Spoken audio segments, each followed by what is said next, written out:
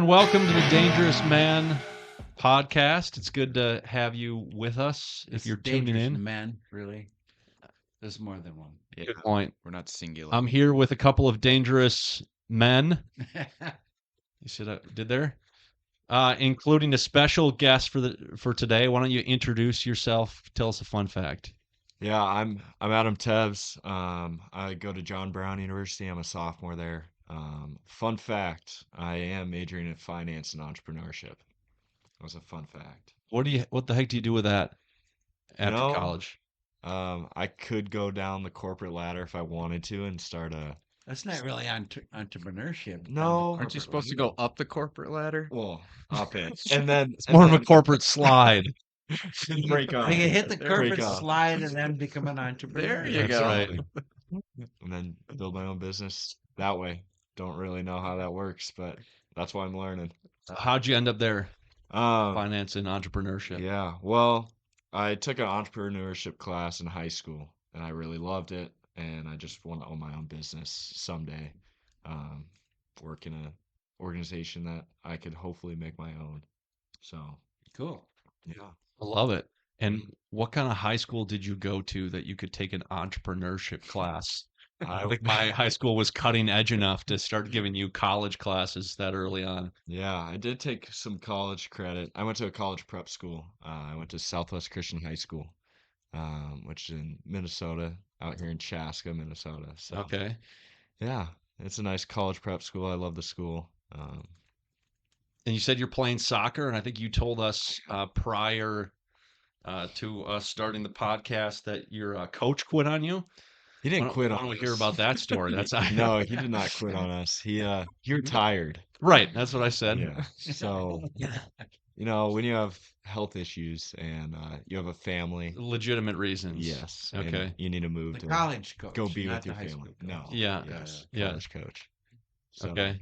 So now we're in the search of finding a new head coach. Yeah. Which And is I propose to you that you apply, put your hat in the ring, and become a sophomore in college that plays goalie and also is your Sounds coach. pretty And you, entrepreneurial to me. Yeah. it does. It does. you didn't love the idea. No, I don't think I'm prepared for that yet. No? No. You'd have to go down in credit hours or what? No, I think I would have to quit school if I did that. Okay. But I'd be making money, so I mean, Might be okay. Yeah. I don't know. So what are you doing back in Minnesota for a week in the middle of March? spring break and duty calls with family. You're not in So, Cabo I am not. or on a beach somewhere Oh, I like wish. the rest of college. I wish. That's good. That's good. So what are you up to It's this nice week? to not like your family. That's Yeah. for sure. Yeah. I like them a little bit. Yeah. Don't tell them. No. And no, just in don't. time for our first actual snowstorm I know, tonight I and know, Sunday. I So thanks know. for that. Of course. Allegedly. Yeah. Of course. Allegedly. Yeah. We haven't seen it yet. We So will see. yeah, we'll keep waiting. Yeah. So you got involved in running a Dangerous Men group last fall. Is that right? Yep. Fall of, what would that be? 22? Yep. Yeah. So the fall before. And last. how'd you find out about Dangerous Man? Yeah. That's a Well, loaded question because I know this. I found out about Dangerous Men actually in high school. Ah. My high school soccer coach, who Lowell, you're good friends with, Cookie, he kind of led a group of our soccer players on the high school team through it. And that's kind of how I heard about it, but I didn't really go through it because it happened at a time that I had conflict. So I couldn't go through it in high school. But then, What were your real reasons for not going through it in high school? well, I actually had work on Oh. Sunday nights. Ooh. Okay. That was like one of the only times I could work Yeah. with high school and sports going on. So I didn't go through it then, but I had heard about it, and then my dad met you at Yeah, he met me. what was that? Gathering of warriors. Yeah, How'd he get big there? one. Yeah. Catchmark. Catchmark. Yeah, Greg Catchmark. Shout out Greg. Okay. So they both worked at North Central. Central University. Okay. With Skiba. Yeah. Hmm. And Catchmark brought his dad to one of our gatherings. Yep. And then I found out there was a Dangerous Men group going on at my school my first semester there that fall. So his dad So I mentioned it at the gathering, and his dad comes up to me afterward and said, "My son goes to John Brown. We got to get him." And he gets him on the Facebook, not FaceTime. FaceTime, not Facebook. FaceTime. Gets him on FaceTime, and we're talking to him, and it's like I tell him who the leader is, who came from Missouri. He actually went through Dangerous Men with K Life in Bolivar, Missouri, and then he said, "Yeah, I know him. He's on my soccer team." Huh. That's kind of cool. Yeah. And that was the first Dangerous Men group you actually went through was Yeah. in college. Yeah. Yeah. Okay. I went through like 2 lessons in high school, Okay. but didn't complete it obviously until Scared him off after chapter 2. I don't know. He came back though. He knew Yeah, what it was about the That's second true. time. That's true. Yeah. So you started reading or leading a group right off the bat. Is that the case? Yeah, right. We finished like we went through the Steps of Freedom in December. The the first like week of December, right before the first semester ended. This is in 2022. This is in 22. Were you leading that group? I was just a part of it. That Okay. was my first time finishing it, Yeah. going through the Steps of Freedom. Who led that group? Lathan Martin Okay. and Noah Toll. Okay. They are from Bolivar, Missouri, and they Okay. went through it before. Yeah. And then yeah, I just right off the bat, one of the other guys who was in that group with me, we're like, hey, we're gonna lead this group. And then I put some of my best friends through it that I met. And there were 8 of us plus me and the leader, so about 10 of us in that first spring group. So, and then last semester I took a semester off. We were kind of telling people about it, but we didn't get too much interest, and it would have been hard for me to lead with soccer as well. And so I was trying to get some other guys to help lead, but they just couldn't do it. And now I'm leading 2 groups this semester. We're about 6 lessons in, so we're kind of on the final stretch, and Let's go. it's been really good. So I love it. And who are the groups with? So I'm doing a group with some freshmen that I met.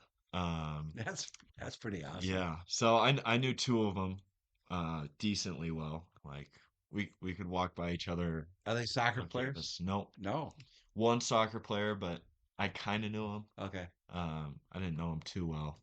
And then the rest are just some freshmen that I was like, I know you guys hang out in a big group. I just passed like the 2 guys that I knew, hey, just bring your guys. Yeah.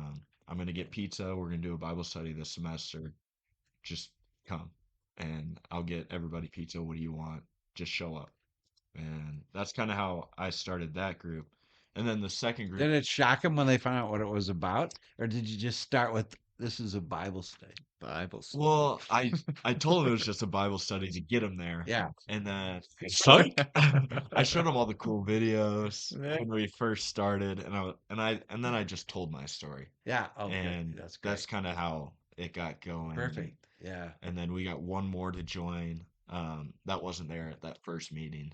Okay. And so we ended up having 8 guys there at the first meeting, plus me, so 9. And then now we have 11 in that group. So Thanks, all of 2 them came guys. back. Yeah, every single one of them Wow, from that's the awesome. first meeting came back. You and must we be pretty added good at 2. this. I would say I'm a decent convincer in Yeah. a way. Yeah. I Yeah, just dabble. tell them it's a Bible study. Yeah. Come to the Bible study. And then the second group that I'm doing is me and some of my soccer friends. So they're all upperclassmen. One of them is engaged now, and he's getting married this summer. So So he doesn't need this anymore, huh? no, he does. That was a joke. No, he Yeah. doesn't. Yeah. Everybody needs Yeah. it. Yeah. But, yeah. So it's different because I'm leading guys that are younger than me, and I'm leading guys that are older than me. So it's like 2 different paths that I need to navigate in a way. But it's challenging, and I love it. I love challenges. So yeah. Talk a little bit more about that. What would you say are the biggest differences between the younger group of guys that you're leading and the older group? Just the way that they look at life or their priorities or the different stuffs their situations they're dealing with. What are the biggest differences? Yeah, I think the group of soccer guys that I'm leading through, they're all older than me. They all have girlfriends that are hopefully they're all going to get married soon. And I know one of them's he's already engaged, so he's getting married this summer. And so me as a single guy who's 2 years younger than all these guys who have been dating these girls for a long time, navigating that path of, okay, when do I step in and like try and give relationship advice, even though I don't have much there, and they've been dating these girls for 2, 3 years.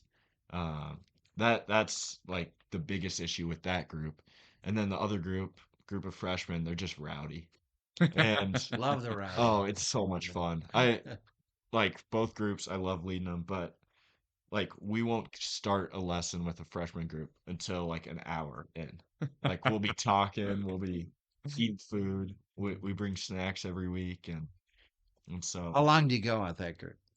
You um start at what time? Goes to what time? so we had been starting at 10 p.m. on Oh my Thursdays. gosh, starting? Starting at 10 p.m. And the first 2 weeks we went to like 1 a.m. Oh my gosh. And so then That's awesome. we moved it up to 9 p.m.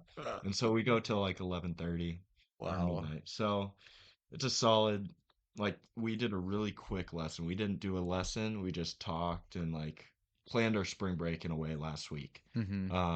And we didn't do a new lesson because we're kind of ahead of the curve. And that took an hour and a half. But if we do a lesson, it takes about 2.5 hours, which is great. And then the other group, And that's about normal, actually, about 2 hours. yeah, and there's about 11 guys in that group. So Mm. the more guys you have, the Yeah. longer it Yeah. takes. And then the other group, there's only 6 of us, and we can crank it out in 45 minutes if we wanted to, just really quick. And I mean, they're more mature, so it's easy. No discussion? No, we discuss a No. lot, Okay. but I guess we're fast readers, Yeah. I guess. So the other guys, we read a sentence and then we go on a tangent for What happened to 10 all minutes. your buddies who went through it the first time with you? Yeah, so What's happening there's with them? another group going on, and there's about 13 guys in that group, 14 Yeah. guys in that group. So a big group. That's when Lathan runs? Lathan's running it with another guy that went through it, and Luke Dishman. Okay. And so they're leading that. And then we were trying to get a few more groups going, but this semester it kind of was last minute. And so we kind of just had to settle down Yeah. with who we had. So we have about 35 guys going through it right now between those three groups, which is it's really good. And Yeah. we had 15 guys last year, so we got about 50 guys that have gone through it at JBU. That's sick. And so, and it's only our second year, so we're just building and building.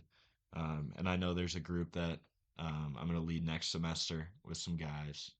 And then I'm just hoping it keeps going and going and going. And why do you hope that? Because I want to get men to become dangerous. Just not for, obviously not for next year, but for the future with their wife, for the future of being a father someday. I mean, that's kind of what it's about. So, When you say you want to make men dangerous, what's it done in your life that's transformed your experience that makes you want to give back and see that same thing happen for other men? yeah, I struggled with pornography for a long time, and I was kind of in in the darkness for it for about 3, 4 years. Nobody knew I had the good Christian boy phase of okay, the my what do you call it? My reputation was really good, and nobody knew what was going on behind the scenes. And then once I got to college, it was like, okay, I got to find a new identity in a way. Um, and my identity fell on Christ and just getting in the Word more often. That helped me. And then going through this with Dangerous Men, I just know how um, it can change a life. I've seen it in other guys, and I've seen it in my own life where I'm choosing women, pursuing women as like, oh, this is what I got to do. This is the cool thing, into pursuing Jesus and Mhm. pursuing other avenues of life. Like, I got to pursue soccer. I got to pursue getting in the gym more often instead of, oh, I'm gonna go out and party. Um, and through Dangerous Men, I was able to um, get in the Word more often and have that accountability because I have a fighting partner and I have all these vessels through just this small book that kind of just help me in many ways. Mm. So what are you seeing in these two groups that you're leading? What's happening? What are you seeing happen in terms of transformation, the guy's perspective, what they came in with versus what's come out of them during the time and where they're at now? I just see a lot of vulnerability. Um, I mean, in today's age, men, like vulnerability, like that puts you down in a way, um, just in the culture we're in. And what I'm seeing is all these guys are wanting to be better for themselves, but the only way they can do that is with other guys surrounding them. Mm. And in one of our groups, I just see these guys coming together, and every little thing they do now, they're like thinking in the back of their head about how can I change? How can I be better as a man, not just today, but for the future? Um, like even guys are starting dating some new girls. Like, what are the set boundaries that you're gonna have um, just off the jump, where you don't cross those lines? And a lot of it's accountability. A lot of it's being vulnerable to each other about like, hey, this is what happened. How can we get you better from this small thing that you've done? Um, and so I just see that in a lot of art groups, in both groups right now. Um, that, okay, this is how we're going to get it done. We're going to come together as a band of warriors together, and there's only one way to do it, and that's together. Yeah. So, So you're an athlete. You got big visions and dreams. You were talking about going on and getting your MBA and starting a company. You're buying a company and doing, you know, like you have a vision for your life. How do you see Dangerous Men and what you've encountered through here playing a role in that? And like you said, encountering the Word and Jesus through that experience. How's it shifted the trajectory of what you believe is possible in all of that as a result of this? you know, in my life, I just see how God works every little thing for my favor. Just from like this past year, I redshirted for soccer. I had tendonitis in my wrist, so I had to kind of give it up. And I was playing through the pain. I was like, no, I just can't stop playing. This is like what I'm here for. And now looking back about 5 months ago when I decided to hang it up for the year because I had to be out for 8 weeks if I was going to be, and that's pretty much the season.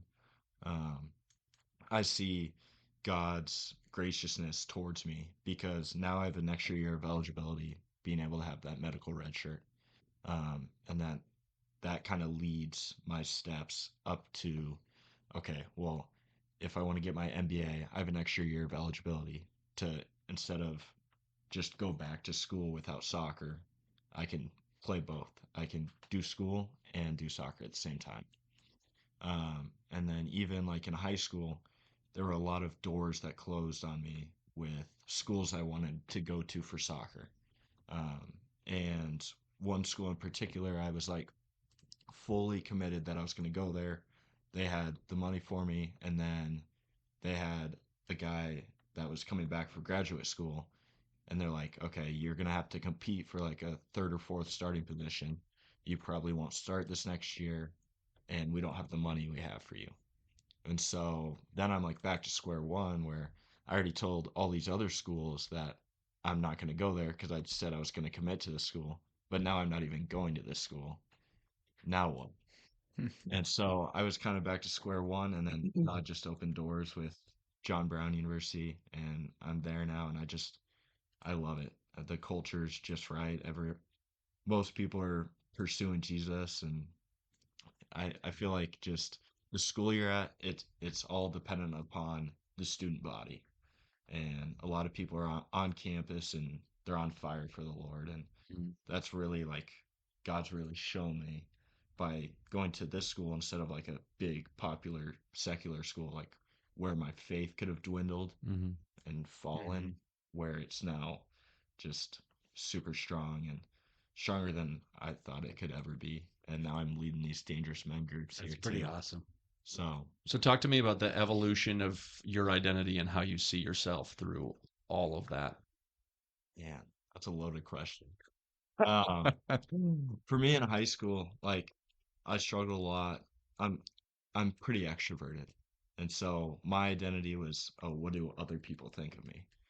Um, and as I guess I got more mature, I've seen God be like, okay, instead of how do other people see you, how do I see you? How does God see me? Mm-hmm.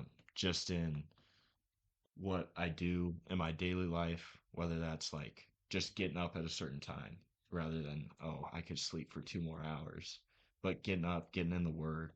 Um, and just for me, I don't even know where I'm going with this right now,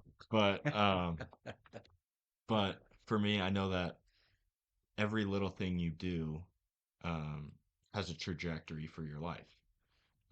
Whether that's like just being motivated to go to the gym, if that's what you do, being motivated to make money and work, that's something you do. Um, for me, it was I'm going to do all I can to follow Jesus, and uh, eventually that'll lead to just him leading my path because he will. Exactly. And I think you got it down there. so, and he'll just lead your path if you just trust in him. And so that's where I've just put my trust in him in every little thing I do. I invite him into just my daily life, whether that's, oh, I have a test coming up. Hey, come help me with this. Or I'm going to practice. Okay, come play, come play. So, Has that perspective and that sort of shift in your identity and how you see yourself, has that affected some of the difficult challenges and obstacles like the tendonitis and things like that that you've encountered? for sure. I know, like, I was not wanting to hang it up, like, for the season when I redshirted. I was, like, anti, like, stop playing. I had so much pain in my wrist that, like, I couldn't even, like, write something down because it hurt so much. Like, typing on my phone hurt, even though it's, like, barely any movement with your thumb. But I just felt, as I prayed about it and I talked to a lot of people about it, talked to a few mentors about it, I talked to my dad about it. I just prayed, like, hey, God, I know you got a plan for me. Is this what you want? And then I, d- I didn't want to hang it up. And then right when I let go of it, I was like, he just lifted a weight off my shoulders. And just every little thing that I do now, I just have to give it up to him because, I mean, he already knows our plan, and I can't like battle against God, really. Mhm. Well, it doesn't work too well. No. Yeah. So, yeah. So that Just ask Grant. yeah, eventually you get fired, Yes, no matter how hasn't hard you said try. much. Yeah. I don't like to think of it as against, more just kind of like sideways. You know? Negotiating. Yeah. It's negotiating. And Yeah, by good, the way, good for negotiation takes people who are time. listening who didn't grow up in the church, getting into the Word means reading the Bible. Like Christianese, they might not know that. So True. yeah, Yeah. That's our Christianese translator, lol. yeah. Thank you. I like to Fun fact of the translate day. Christianese. Yeah, yeah. Uh, yeah, that shift in perspective to I'm going to follow God with my whole life and I'm going to let him take care of the rest sounds a little bit like Lowell's life verse that we've talked on this podcast about. Uh, what role has that played in your willingness to lead dangerous men groups, disciple other young men, give you a passion heart for? I mean, would you have done that 4 years ago? And how has it affected that sort of shift that you talk about, that evolution yourself of being very concerned about what other people think? And then you just shared 15 minutes ago about standing up in front of that group of freshman guys, telling them your story, which is probably some stuff you weren't Your super proud about at one story time. means lustimony. Yeah, I mean the sexual history and stuff. yeah, at one point in your life. So Another would you have done that? translation. I mean, I don't think so. I was still like super extroverted, and I'd be up front and be like, hey, yeah, this is what's going on. But I don't think I would have the courage to lead a group in a way. Or be that vulnerable. Yeah, definitely not Yeah. as vulnerable 4 years ago as I am today. Um, and I know that since I went through it, other guys can go through it. And I know God's given me some leadership abilities, and just have a conversation with somebody. I'll go out of my way to do that. And through that, I know that's kind of how he's leading me down these dangerous men groups and just helping others because I know how it helped me and I've seen how it helps other guys as well. Yeah. So that's kind of why I jumped into it. We need a That's awesome. whole lot more young men like you with the same attitude. I mean, So, yeah. Otherwise, I mean, that's what's going to set the church, the big church, all Christians free, because men have to get free from these issues and learn how to fight spiritually. yeah. And if we don't get that, it's going to be sad. Another Christianese translation: the big church means all Christians across the world. Thank you, Greg. as as Adam was talking about sort of that what he's seen in the transformation of the guys in the group, I was reminded of what you said, Grant, a few weeks ago when we were talking about Dangerous Men and its effect in getting guys completely free from porn.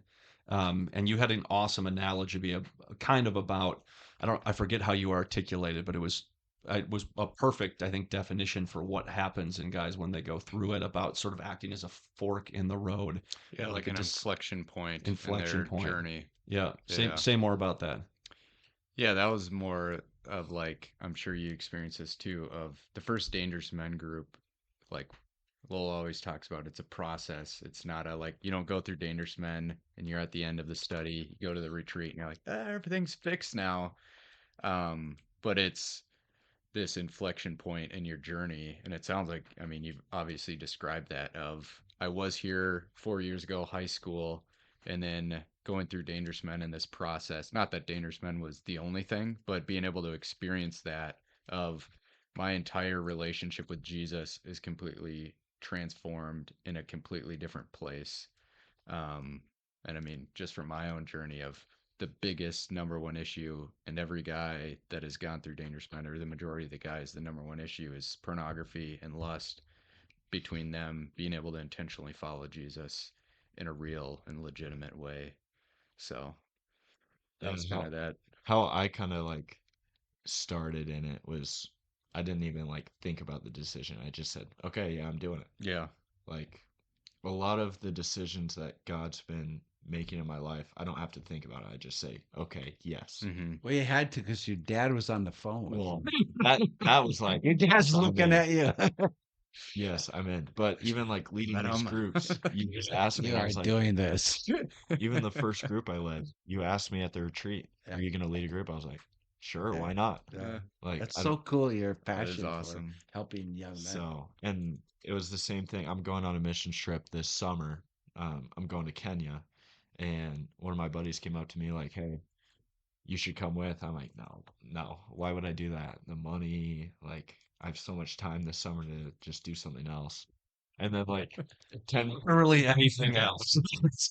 and then 10 minutes later, I was like, why not? Like, what's holding me back from going? And I Mhm. just went up to him. I'm like, I'm in. I don't even know. I didn't talk to anybody about it. I didn't pray about it. I just said, I'm in. I'm going to pray about it now. And then if God's like holding me back from going, then obviously I won't go. But that's kind of been the decision with, As long as it's not over, the leadership retreat in Colorado. no, it is not. Oh, good. We're doing it in Kenya this year. Jeeping in Kenya? That'd be kind of actually, fun. yeah. It would be amazing. Oh. Go faster. Jaguars. We can think about that. Yeah. So, what's the Holy Spirit been saying to you? What's God doing in your life right now, where you are today? You know, it's just been a nice mellow semester.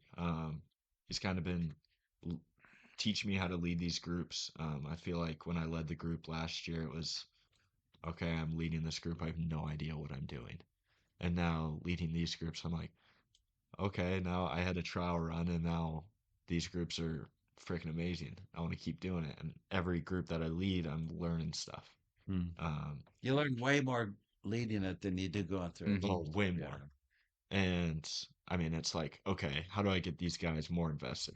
Oh, we're gonna bring snacks. Every week, I'll assign 2 guys to bring snacks. Um, and that's just another way for them to like put money into it, obviously, because they're going to buy the snacks. But then they're like, okay, I need to do this for the group, Mm-hmm. and then they're so focused on bringing snacks to it, and then they get there and we're like, okay, we're all set. Yep. Now we're gonna focus and get into the lesson. Mm. And so I feel like just the Holy Spirit put on my heart. He put it on my heart over the retreat that there should be a club, Dangerous Men Club at JBU. I don't know how that's gonna work. I just feel like, okay, I'm leading these two groups right now. I got guys that would be willing to lead it next year, hopefully. And I hope we could start this club up and get some more guys into it. Mm.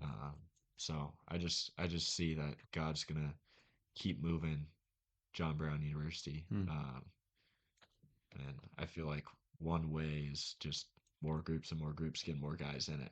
Yeah, you have a whole new freshman class of horny boys coming in every year. Yeah. Yeah, which has been a positive and a negative. You know, the older guys, if they don't catch the vision to help other people, Mm-hmm. they graduate and then nothing happens. It just dies. But you've caught the vision of, I actually want to help people. Mm-hmm. We need that a lot at all the universities. Yeah.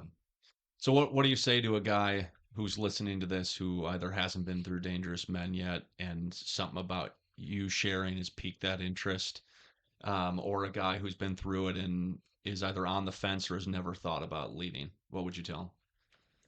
Just go for it. I mean, kind of how I was talking about me making decisions. You just can't think. You just do it.